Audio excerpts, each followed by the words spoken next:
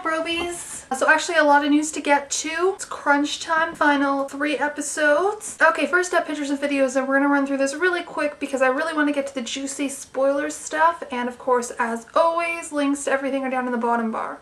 First up, 2 videos. First one is of Michael Weatherly on Entertainment Tonight. And the second one is of Pauley and Kevin Frazier. Sorry if I butchered your name, and they're doing a little shout out to the troops. And they're on the set of her new video for the song Fire in Her Eyes that she's doing with B. Taylor.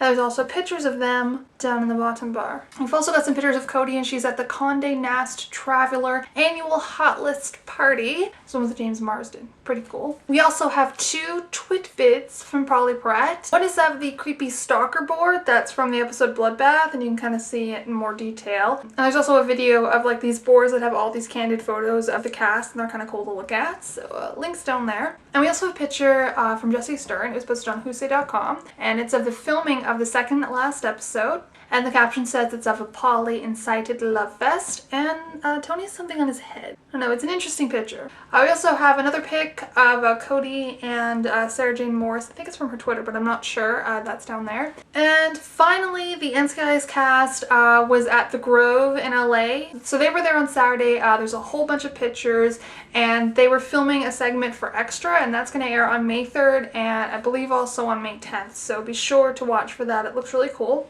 Okay, and next we have some casting news from tvguide.com, and their little blurb says, the show is in search of someone to play a politically savvy and powerful DC administrator who steps into his new job driven to get things done with little concern for consequences. The character is scheduled to play a substantive part in the end of the season and possibly the beginning of next season. Who could it be? It doesn't say though what his new job is. Is he working for NCIS or another agency, or is he just somewhere in like the political chain of things? In merchandise news, the CBS NCIS official store has added 1 new item. It is the Psych Ward Sirens roller derby shirt that Pauley Pratt wore. I believe it was in Last Man Standing or Agent Afloat. It was really early season 6. So they have that now in their store if you want to check it out or buy it. There's a link down there. And finally, we have our spoilers for the upcoming episodes. A lot of it's about the finale, but we actually have our titles now for the last 2 episodes of the season. Episode 23 is going to be called Swan Song. Does not sound good. I mean, I hope it's EJ's Swan Song. Maybe they just call it Swan Song and like nobody dies, because that's like really obvious. These are really weird titles. Like, I'm gonna be honest, these are weird titles. Like, Baltimore is kind of obvious, but Swan Song, I don't know, it's a weird title. I don't know. Oh, and that's gonna air on May 10th, and it's worrisome. Does this mean that this is like someone's final episode? Like, I mean, is it EJ's? Is it Ziva's? I don't know, I'm worried. What do you guys think? Next up, the season finale will be called Pyramid.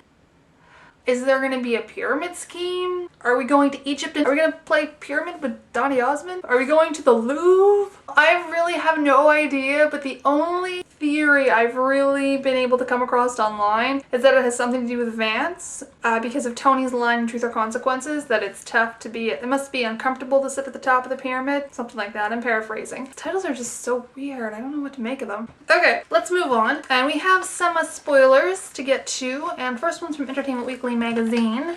Okay, it says, the final moments of NCIS's 8th season are so shocking even some of the cast members are being kept in the dark.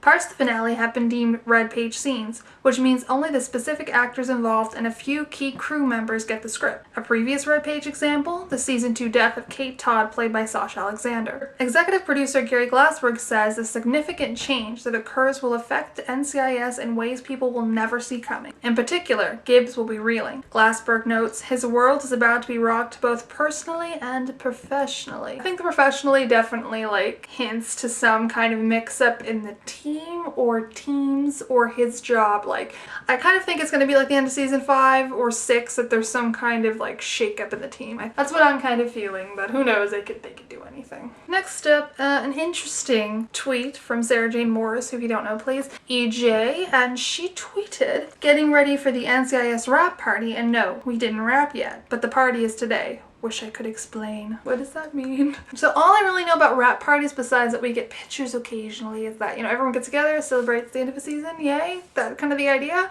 Why would they not have it when they actually rap? Is it because someone's not gonna be there that they're having it early? I don't know. That sounds ominous. Next up, we have an excerpt from a USA Today article, which had some quotes from Michael Weatherly, and it's about the season finale, and here we go. We've got agents getting shot, chaos, mayhem, and super intrigue, teases Weatherly. He plays Special Agent Anthony DiNozzo. Okay, so who gets shot? I can tell you that more than one person gets killed, he says, of the season 8 ender. It's epic. It feels to me like old school NCIS.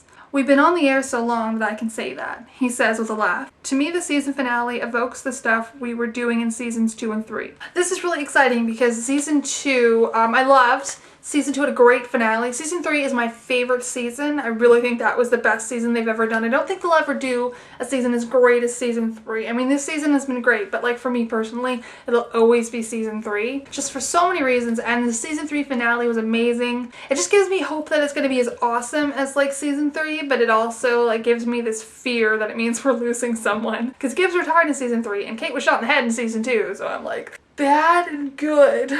Are you guys scared? Because I'm scared. Who do we think is gonna die? I think there's gonna be some Tony drama, but I don't think Tony's gonna be like in mortal danger. Gibbs drama sounds like it's gonna be guaranteed. As much as I like some Tony mortal peril, I think mortal peril might fall on Ziva. So I think Cody's the only one whose contract we don't know if it's been renewed or not. I think that they might put her in mortal peril again and then kind of like maybe make a sweat or kill her off. No guarantees, but I am worried for Ziva.